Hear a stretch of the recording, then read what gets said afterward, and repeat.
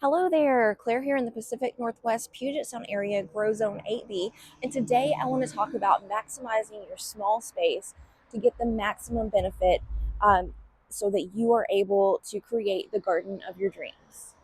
I've been getting a lot of views on a 1 minute short that I made last year about how to set up this trellis for under $50. It's a cattle panel, two T-posts, and some zip ties.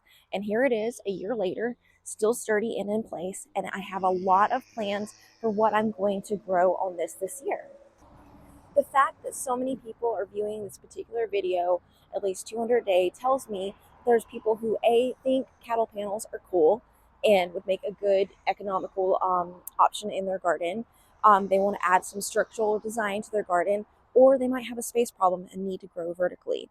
So I want to tell you a little bit about my garden and encourage you. So I do not live in a homestead. I actually live in a very urban area. In fact, on that video, I got one comment this past week that was literally just traffic, exclamation point, and a laughing face. Because in that 1 minute video, there was probably about 20 to 30 cars that passed back and forth in front of my house, which just lets you know what a busy place I live in.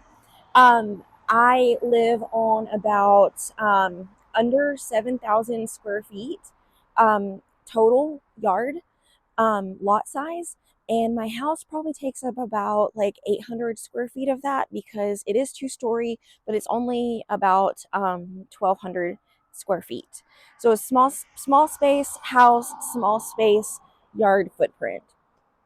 And with that, I've had to get creative because I have big dreams, big goals, and I've had to maximize the spaces that I do have because not all of the spaces in my yard are suitable for planting. So let me show you what I did last year to grow my own food and my own cut flowers. So let's talk about growing vertically first. I put up this cattle panel and we put up this cattle panel trellis in the backyard. And we also had this vertical teepee structure that we initially made for a teepee for peas to grow up. And that was a fun experiment. We're going to recreate that again repurposing the same materials, but just going to be in a different location. Here are a few looks at what it looked like when it was functioning and doing its job and being beautiful.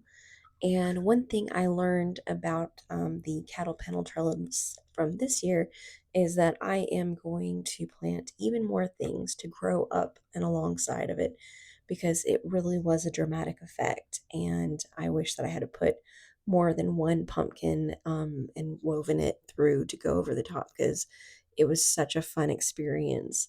And then as far as the PTP, this is basically what it looked like, not at even its height, but it was a lot of fun to go out and pick snacks with the kids. And it was a fun project that they got to have a hand in creating also. This year, we are going to be planting even more peas in our trellis. Last year, we also tried to grow some melons, which we did get some melons. They were very small and they were a petite variety anyway. And then we also grew some cucumbers, which we got a very small harvest off of that, but I'm gonna try again. I'm gonna try again a few times until it happens or doesn't happen, and then I'll cross it off my list. But behind me in this area was about a sea of tomatoes. I called it my tomato forest, and I had probably about, I think 11 tomato plants growing in this space, which it got really big and bushy, and it was fabulous. This little space right here was the first garden space I created about 3 years ago. And last year, I think it really lived up to its maximum potential for the first time ever. And we had the calendula, we had the snapdragons. There are some dahlias that hopefully should come back this year. So it was just full of flowers. But not only that, we interplanted lettuces and radishes in between the spaces that were not being used, and so everything stayed really moist. And the water and things that needed shade got a little bit of that from the taller plants. And this was probably the best example in my yard of that just maximized gardening. And of course, this is a new space. There was a shed over here, and it got moved to a less sunny side of our yard so that we could take over this area. And it is already starting to get some shoots from some dahlia tubers that I put in here. I just put probably about a million in this one spot. So we'll see what comes up. So only time will tell what we're planting over here and how well it does. But if you want to see how I created this quick no dig space once we move the shed, I will be sure to link that video so that you can check that out. Pots are beautiful, of course, but they can be very pricey.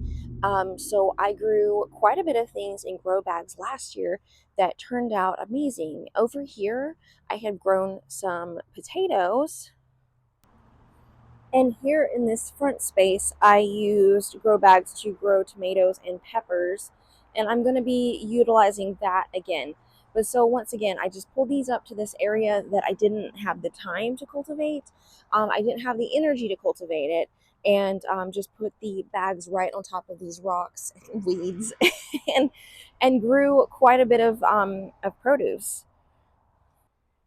This space right here was such a delight to create, and it just overflowed with flowers. I hope that's an encouragement that if you're living in a small area, small space, urban setting, what have you, that there are possibilities to maximize your grow space, to just really map your yard out, see what areas gets the best sun, the best drainage, and really lean into that. Whether you're growing in the ground, vertically, in bags, there's so many options to get more out of your yard than you even thought. So I hope you get out there, get a little bit of grit, and get to work. If this was encouraging to you, if you enjoyed seeing my yard and the spaces that I shared, feel free to give me a follow because that season is just getting started and there's going to be a lot more to come. You guys have a great day, and I'll see you later.